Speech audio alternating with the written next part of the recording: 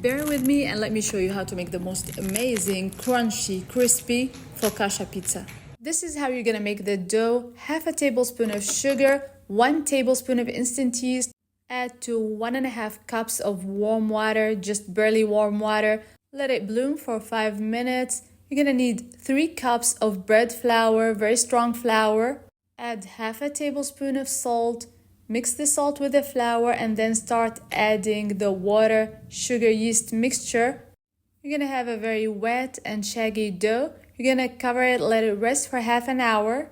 Half an hour later, you're gonna use only water. Wet your hands, stretch and fold the dough very gently for 1 minute. Let it rest for another half an hour. Stretch and fold a second time. The dough is starting to come together. Cover and let it rest a third half an hour. This time you're gonna stretch and fold one last time. Cover and wait 30 minutes. 30 minutes have passed. Now I'm gonna add a 1/4 cup of extra virgin olive oil. Dump the dough and let it rest, this time covered for 1 hour. Dimple the dough, stuff those olives deep inside. Bake at 450 for 20 minutes. Add the sauce, the toppings, the cheese back in the oven until the cheese melts. So good.